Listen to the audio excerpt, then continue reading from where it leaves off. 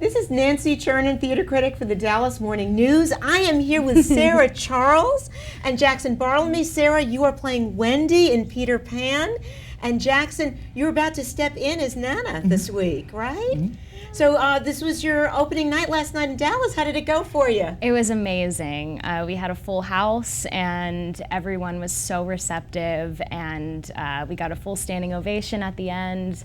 Lots of kids laughing, lots of cheering and booing Captain Hook, so it was amazing. That's great. And you have been, Sarah, you've been with this tour from the beginning. Yes. And this is the tour that's in a tent with the CGI wrapped all the way around. You're flying, and you had a little bit of a say in, for instance, what you're wearing right now. This is your costume as Wendy, right? Yes, your pajamas. it is. What were your thoughts on that? Oh, I love it. You know, it's been really amazing because I have been with the project since January, so we've done 2 workshops since. Yes. So it's been really amazing to watch it unfold and start in a tiny rehearsal room in New York City and come into the tent, and it's been really, really amazing to see everybody kind of develop their characters. And but you felt strongly about having Wendy wear pajama bottoms, something that she could run around in, as opposed to, very often we think of Wendy as wearing kind of a frilly dress for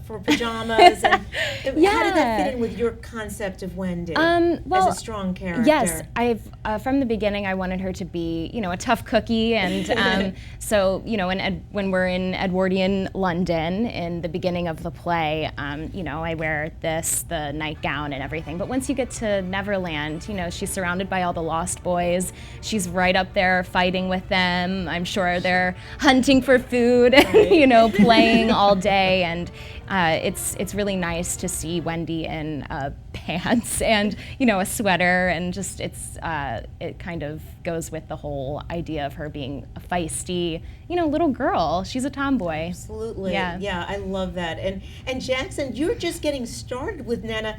So you puppeteer Nana, you're wearing that tux while you do it. Yes. What has that been like? How much time have you been spending with Nana practicing, and how do you bring her to life? I really, since I've joined, it's been at least an hour, 2 hours a day, really picking her up and trying to get, the hardest thing is getting her to keep that breathing, because that's what dogs do. That's what keeps them alive. So keeping that steady, no matter what you're doing, that she is always alive. Mm-hmm. And are there any particular challenges for you? I mean, Nana gets very excited at certain times. Mm-hmm. I mean, getting the barking going, showing how nervous she gets when she senses Peter Pan outside the window. Well, for me, one of the hardest things is keeping a straight face. She's the one who's experiencing all of this, not me. So it's really keeping her excited, keeping her looking around while I just keep all the attention on her. But you do get to show your face when you play Smee. Yes. In the show. And how much fun are you having practicing Smee? It's amazing. I love it. Steve and everyone in the cast is great, and it's just so much fun to be free and making all kinds of trouble. Yeah, a lot of that.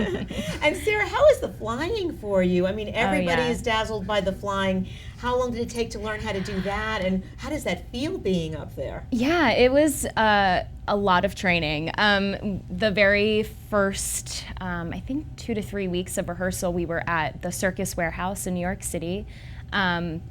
Just getting up in the harness, a lot of core work. Yeah. It was pretty much like Peter Pan boot camp for the first 3 weeks.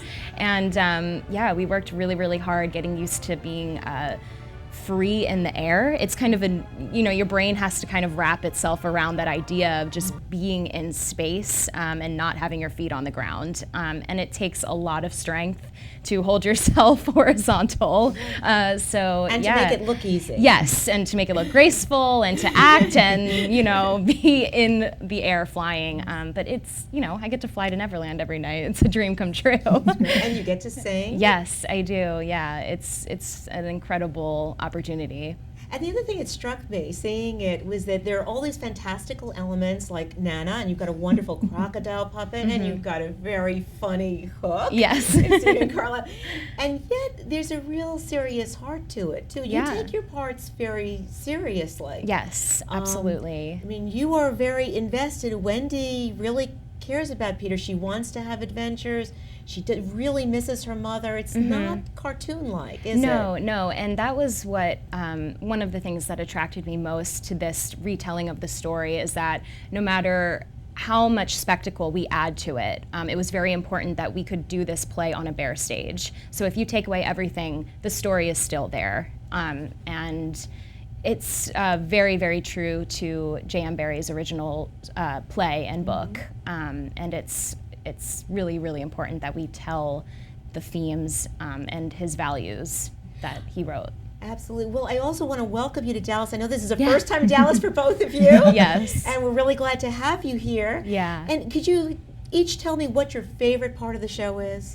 Yes, my favorite part of the show, honestly, I really, really love the first nursery scene. You really get to see each individual character in the Darling family, and it kind of really just shows you how important that bond is between that family, and how important it is when Wendy realizes that it's time to go home, you know, and how important family is. And yeah, that's my favorite part of the play. And it doesn't sugarcoat it either, because John and Michael and Wendy are scrapping like Yes. real siblings do. I mean, they're not Yeah. being all kind of sweet honey to each other. No, They're at it, but yet they love each other. And so you're showing that the bond is bigger than the little squabbles that come in every family. Absolutely. Right? They're siblings, you know. There's fighting, but you know, we all love each other. Well, that's lovely. And Jackson, what's your favorite part of the show? I think my favorite part is Marooner's Rock. It's, you know, the classic scene with Hook and all the pirates on the rock and Peter messing with Hook's head, and it's all yes, And you see yes. it's action, funny. It's all there, and I love it every night. Well, there's that great line when, you know, Peter calls him a codfish. Yeah. What does Smee say? Have we been captained all this time by a codfish? And you say it so seriously. Well, that was lovely. Well, thank you so much for coming down to the Thank DMX you. studio. Thank you. I've loved spending time.